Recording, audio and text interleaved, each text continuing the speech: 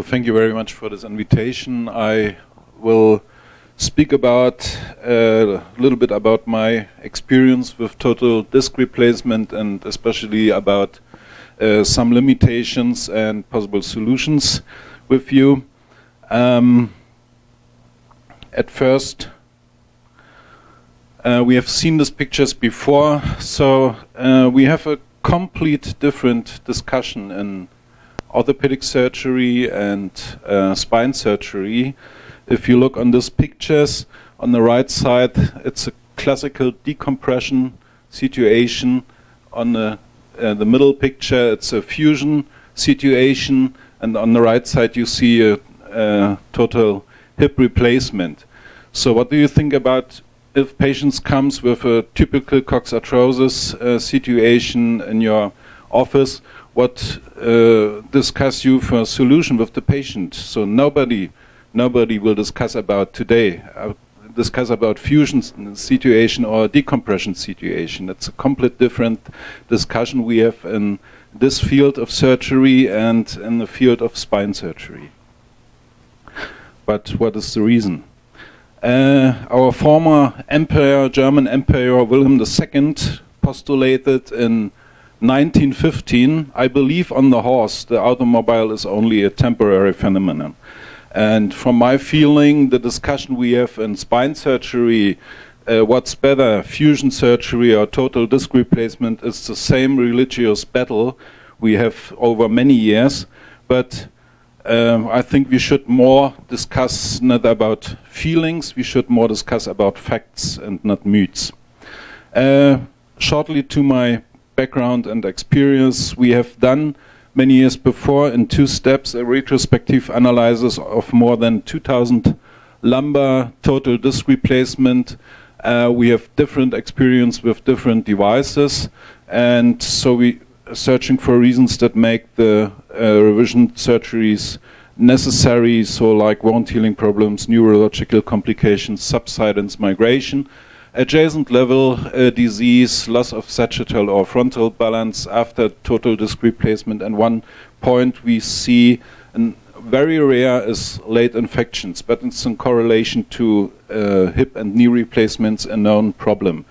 You see there also these related problems. So wound healing problems mostly on the anterior part, it's not a big deal. Mostly it's epiphyseal subcutaneous necrosis, and you can treat this normally conservative.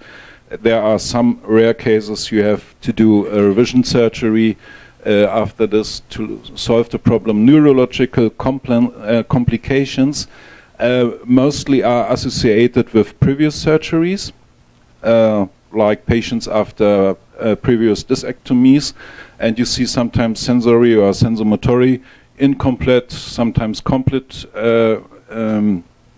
problems in correlation to the destruction. That was one point we learned in the former or first time we use the SP Charité device. Later on then we used the Maverick, and the difference between these both devices was you have always to do an over-destruction of the segment for remobilization, especially in the SP Charité. You use an unconstrained device. At first you put in the end plates, and then you have to do an over-destruction to put in the core. And maybe you do the surgery in more than one level. These manipulation and over-destruction, especially in patients with previous surgery, can cause neurological problems. What we have also seen is that most of them are in remission in the first 1 or 2 months after surgery. There's a rare number with permanent problems.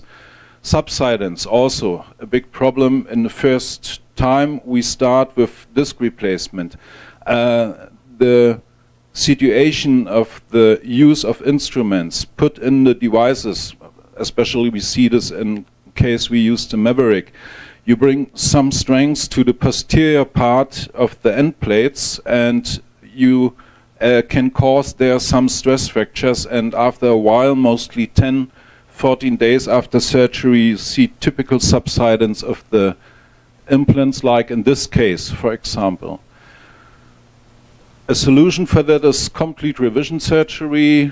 and then maybe you have to do a fusion, use a cage, whatever. But interesting was that in 95% of these cases, we see no clinical symptoms after the subsidence. And what we are doing, we do nothing. This case is a patient, a male patient, 7 years after the surgery, and he was never in any lumbar pain. It's, if you see the X-ray, it looks unbelievable, but in fact it was. And the same also 5 years after surgery with this double-level surgery. And that was a typical phenomena in unconstrained use of these devices. With the M6, you see always this field. If you look here, that's the typical sign you can have after use of M6. You see only a subsidence on the anterior part of the end plate of L5, the cranial end plate of L5. So unfortunately, I cannot upload the video here. It don't works with the computer. But what I show in a short video sequence is you can solve this very simple. You do kyphoplasty immediately after surgery, bring up the device in a normal position, and then it works. That's a very simple solution. Migration is also a problem. We see it in former years many often. You have to differ between anterior and posterior type of migration. Anterior type is mostly without symptoms, but you see it only on the X-ray. The posterior type, if you see it in special devices, is always with neurological symptoms. Normally revision surgery is necessary. So here you see a case, double-level surgery. It's one of my first double-level surgeries in 2002, I think, or 2001. And after the surgery, everything works very well. It was a 44 years male patient. He goes back to work. He starts with inline skating, and after 12 weeks he comes for X-ray control in my office. And he was not in pain. There were no problem. He was very active, but the core popped out, and that's a typical problem in SP Charité. You can see it also in the ProDisc, because the ProDisc you have to put in the inlay in the lower end plate, especially L5 S1, and if you put it in and it's not correctly fixed in the end plate, it will always popping out. So I do a revision surgery and use Maverick. It was not a big deal, and he returns very fast back to normal activities, and I had seen him in follow-up more than 10 years, and he is well. Another case is a 60 years male patient. You see the sacral slope is very critical. In this time, he was a very active guy, a former soldier in the army, and I think, okay, fusion surgery, if you see the sacral slope, it's not always with a good result, and we discuss a disc replacement.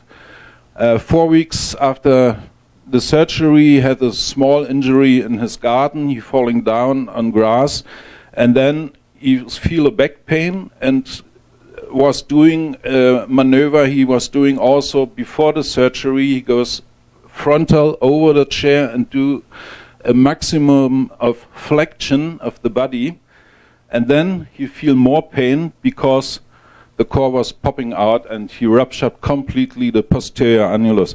And I fixed it again, changed the end plates, but what you can see, the angel is wide open on the posterior side. In the X-ray follow-up some weeks later, you see secondary instability of L5. It starts with a spondylolisthesis, and the core comes slowly out, and then we decide to do fusion surgery.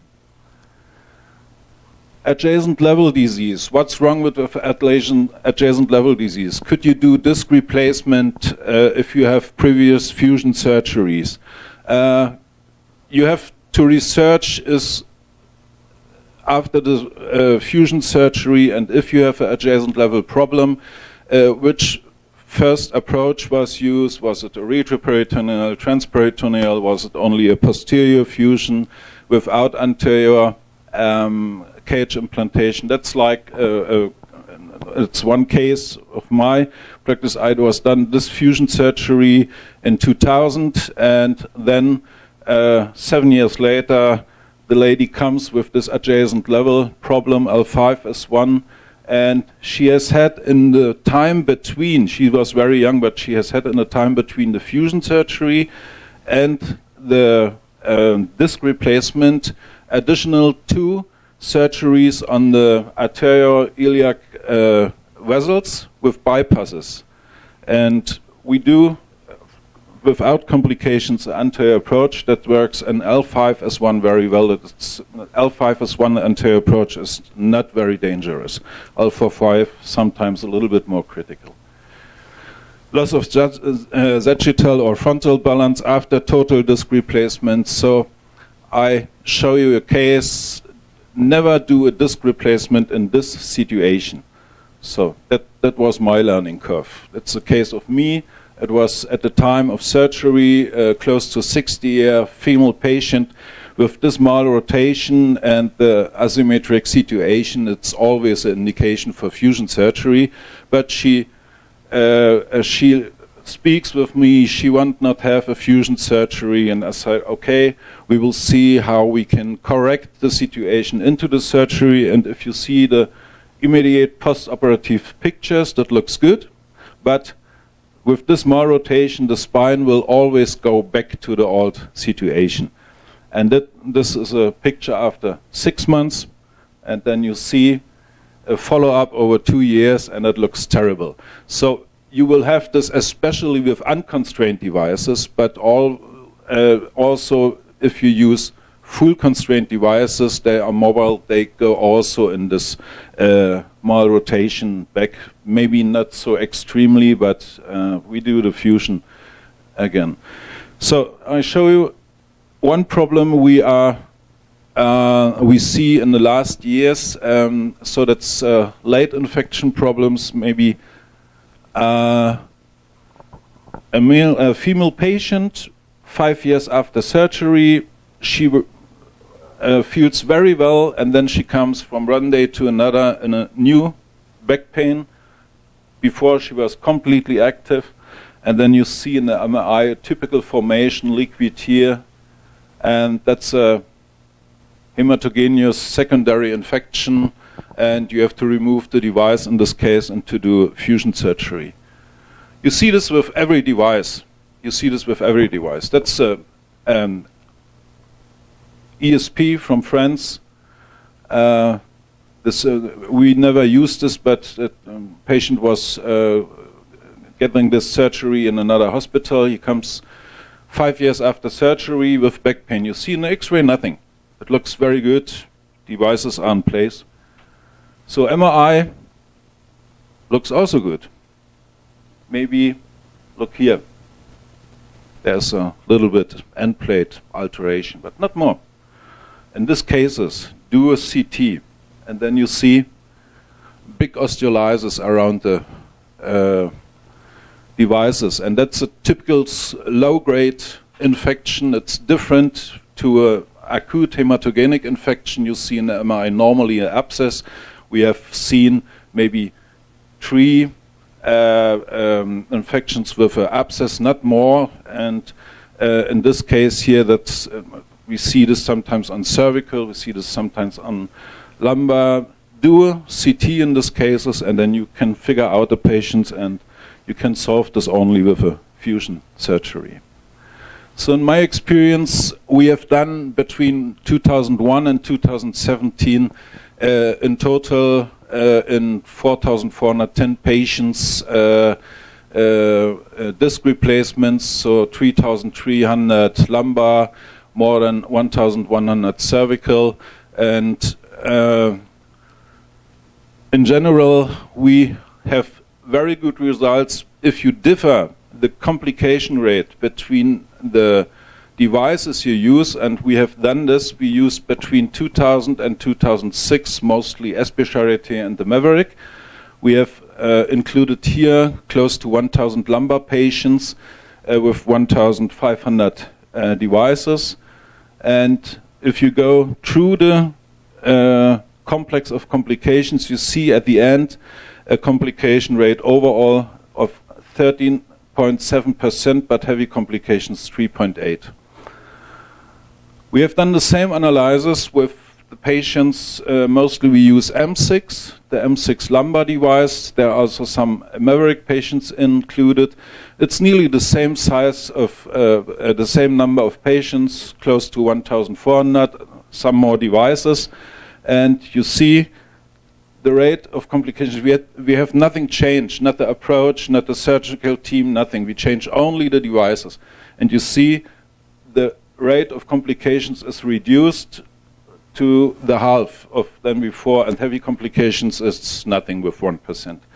So that means a correct indication and a safe way to do the surgery, a reproducible safe way to do the surgery, and also a device with a good safety profile will guarantee you good results. If you see, and we see this before from the literature, and that's a hard fact, if you see the number of peri- and postoperative complications between total disc replacement and fusion surgery, you see a big difference from study situation now we have. That's fact. Also in revision surgery, the rate of revision surgeries and total disc replacement lumbar and after fusion surgery, it's less than in fusion surgeries. Clinical success is better in total disc replacement than with fusion surgeries, especially if you look on studies, they search for social aspects of patients. We have mostly studies, they speak about how feel the patient after surgery, but we have some study protocols, especially from Svante Berg from Sweden. He was looking for social aspects, return to work, should patients change the job, etc., etc. And also this shows that total disc replacement is much more better than fusion surgeries in young patients. Also in the rate of adjacent level disease is less than 2% in total disc replacement and around 10, 15 or sometimes more percent in after fusion surgery. If you think in the perspectives, there are also some study protocols. If we speak about pelvic tilt and sacral slope, they show that patients with a double level fusion surgery, L4 to S1, get later on a hip replacement will have a higher rate of primary luxation of the hip replacement. If you have patients with a surgery more than 2 levels in lumbar, especially including L5 S1, then the rate of luxation after hip replacement is close to 8%. Normally it's less than 2%. That's also an interesting fact because there are some parameters changed with the fusion surgery. They will have some influence on the hips and then also the development of luxation of hip replacements. Additional facts also. So we discuss a lot about device-related problems. We discuss about facet problems or instabilities, and also we discuss about the slowly fusion, and so disc replacement should be expensive fusion, but we do this since more than 30 years and we have actual no study protocol about device-related problems. Why? Maybe we have no device-related problems, or these are rare problems. We have also no studies about the facet problems. We discuss a lot in the congresses. I remember 20 years before you speak about disc replacement, you get a lot of critics. You cannot do that. They get all facet problems. But we have no studies about that. We do it more than 30 years and we have no studies about facet problems or instabilities. And also we have no studies about the so-called slowly fusion. And at the end, I believe on the car and not on the horse. Thank you very much.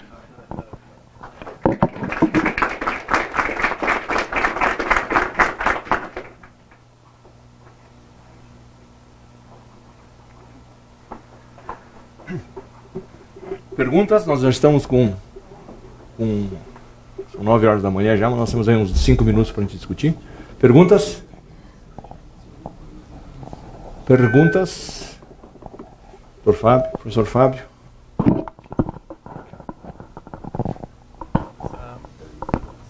Baseado na experiência da